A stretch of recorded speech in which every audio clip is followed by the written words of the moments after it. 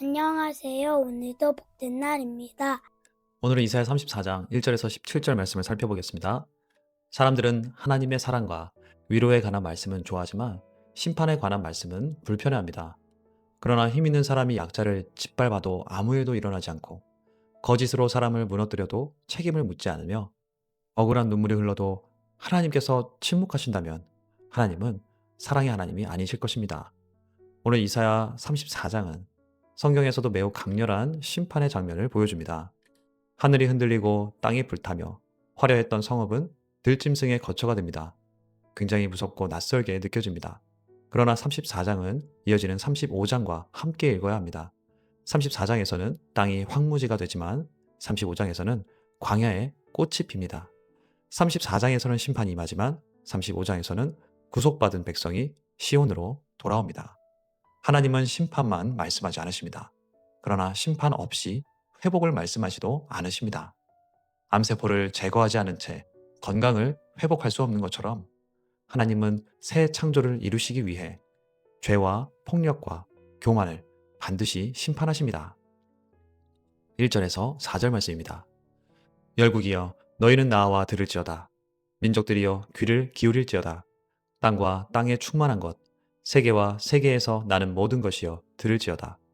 대저 여호와께서 열방을 향하여 진노하시며 그들의 만군을 향하여 분내사 그들을 진멸하시며 사륙당하게 하셨은즉 그 사륙당한 자는 내던진 바 되며 그 사체에 악취가 솟아오르고 그 피에 산들이 녹을 것이며 하늘의 만상이 사라지고 하늘들이 두루마리 같이 말리되 그 만상의 쇠자남이 포도나무 잎이 마름 같고 무화과 나무 잎이 마름 같으리라.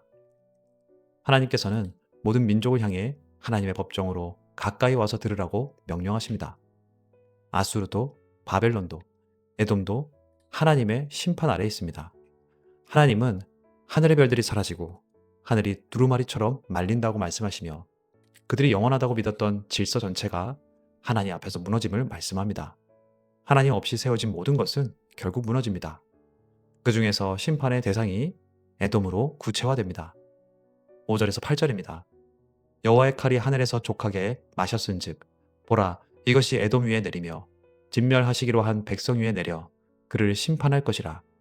여호와의 칼이 피 곧 어린 양과 염소의 피에 만족하고 기름 곧 수량의 콩팥 기름으로 윤택하니 이는 여호와를 위한 희생이 보스라에 있고 큰 사륙이 에돔 땅에 있음이라.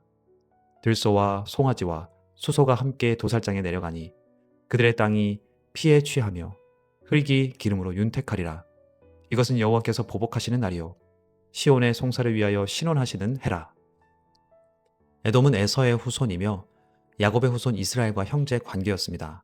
그러나 역사 속에서 에돔은 이스라엘의 고난을 외면했고 유다가 약해졌을 때 그 고통을 이용하고 기뻐했습니다.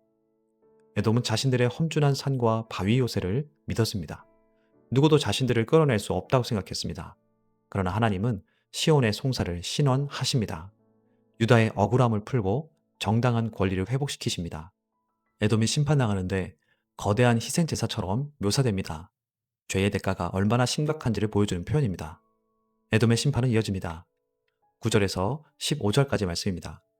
에돔의 시내들은 변하여 역청이 되고 그 티끌은 유황이 되고 그 땅은 불붙는 역청이 되며 낮에나 밤에나 꺼지지 아니하고 그 연기가 끊임없이 떠오를 것이며 세세에 황무하여 그리로 지날 자가 영영이 없겠고 방아새와 고슴도치가 그 땅을 차지하며 부엉이와 까마귀가 거기에 살 것이라.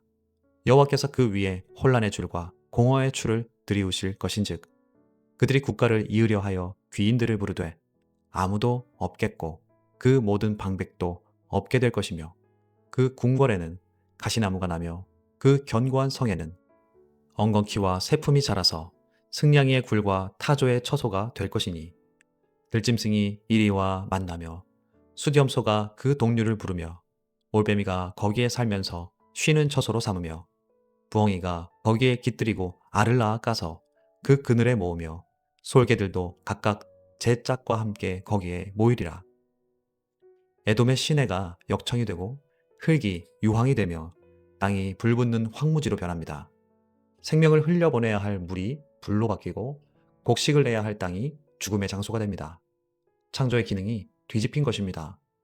그리고 하나님은 에돔 위에 혼란의 줄과 공허의 줄을 들이우십니다. 창세기 1장에서 하나님께서 질서를 세우시기 전의 상태로 돌아가는 것입니다. 이렇듯 세상의 영광은 오래가지 않습니다. 왕관은 녹슬고 궁전은 무너지며 사람들이 박수치던 이름도 잊힙니다. 그러나 하나님의 말씀은 영원히 섭니다. 16절에서 17절, 오늘 마지막 절입니다. 너희는 여호와의 책에서 찾아 읽어보라. 이것들 가운데서 빠진 것이 하나도 없고 제짝이 없는 것이 없으리니 이는 여호와의 입이 이를 명령하셨고 그의 영이 이것들을 모으셨습니다. 여호와께서 그것들을 위하여 제비를 뽑으시며 그의 손으로 줄을 띄어 그 땅을 그것들에게 나누어 주셨으니 그들이 영원히 차지하며 대대로 거기에 살리라. 이사야는 여호와의 책을 찾아 읽어보라고 말합니다. 하나님께서 하신 말씀과 실제로 일어난 일을 비교해 보라는 것입니다. 하나님의 심판은 우연한 역사의 사고가 아닙니다. 하나님의 입이 명령하시고 하나님의 영이 이루시는 확정된 판결입니다. 하나님께서 제비를 뽑고 줄로 땅을 나누시며 땅의 진정한 주인이 누구인지를 보여줍니다. 에돔은 자신들의 땅과 요새가 영원할 것이라고 생각했지만 땅을 주시는 분도 하나님이시고 거두시는 분도 하나님이십니다.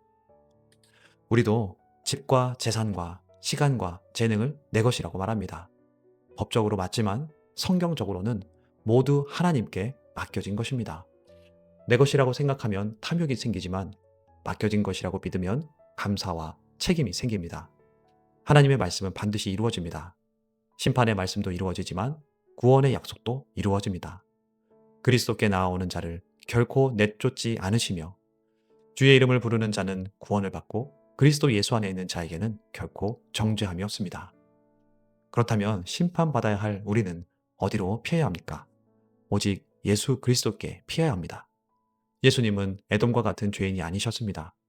약자를 짓밟지 않으셨고 거짓을 말하지 않으셨으며 하나님께 완전히 순종하셨습니다. 그러나 십자가에서 심판받는 자의 자리에 서셨습니다. 하늘이 어두워지고 땅이 흔들리는 가운데 우리가 받아야 할 진노를 대신 받으셨습니다. 주님께서 심판의 황무지로 들어가셨기 때문에 우리는 꽃피는 광야로 들어갈 수 있습니다. 주님이 가시관을 쓰셨기 때문에 저주가 제거되고 목마르셨기 때문에 우리는 생명수를 마시며 버림받으셨기 때문에 우리는 하나님의 집으로 돌아갑니다. 말씀을 정리합니다. 하나님께서 이 말씀을 이사야 시대의 백성들에게 주신 이유는 에돔과 열방이 자신들의 힘과 요새를 믿고 하나님의 공의를 무시했기 때문입니다. 그들은 약자를 짓밟고 형제의 고난을 기뻐하며 권세가 영원할 것처럼 행동했습니다. 그러나 하나님은 억울한 피를 기억하시고 폭력을 멈추게 하며 무너진 창조 질서를 바로 세우십니다. 오늘 우리도 이 말씀 앞에서 묻게 됩니다. 우리 안에도 에돔의 마음이 있습니다. 다른 사람의 실패를 즐거워하거나 내가 가진 힘으로 약한 사람을 함부로 대하거나 나의 편안함을 위해 누군가의 고통을 외면하거나 타인의 수치와 분노를 구경거리로 소비하기도 합니다. 우리는 은혜가 아니면 설 수 없는 죄인입니다. 하나님은 그런 우리를 심판의 불길 속에 내버려 두지 않으셨습니다. 예수 그리스도께서 우리가 받아야 할 심판을 대신 받으셨습니다. 죄 없으신 하나님의 어린 양이 십자가에서 피를 흘리셨고 우리가 받아야 할 저주와 버림받음을 담당하셨습니다. 그리고 부활하심으로 심판의 황무지 한가운데 생명의 길을 여셨습니다. 그럼 우리 이제 먼저 자기 죄를 돌아보고 십자가 아래 엎드릴 수 있습니다. 그 은혜를 받은 사람답게 에돔의 방식과 결별할 수 있습니다. 다른 사람의 고통을 이용하지 않고 섬김을 위해 힘을 사용하며 피해자의 눈물을 외면하지 않고 복수는 하나님께 맡긴 채 진실과 공의의 길을 걸어가길 바라고 축복합니다. 이 시간 하나님 앞에 섭니다. 나는 지금 누구의 실패와 고통을 마음속으로 즐기고 있습니까? 그리스도 안에서 새 창조의 백성이 되었음을 믿으며 타인의 죄에는 분노하면서 자신의 죄에는 관대했던 교만을 내려놓고 내게 맡기신 힘과 재물과 지위를 나를 높이는 도구가 아니라 약자를 살리고 섬기는 도구로 사용하게 하옵소서. 폭력과 혐오와 조롱을 즐기는 세상의 질서에 가담하지 않게 하시고 억울한 자의 편에 서며 진실과 공의와 긍휼을 살아가는 하나님 나라의 백성이 되게 하옵소서. 기도하며 나아가겠습니다.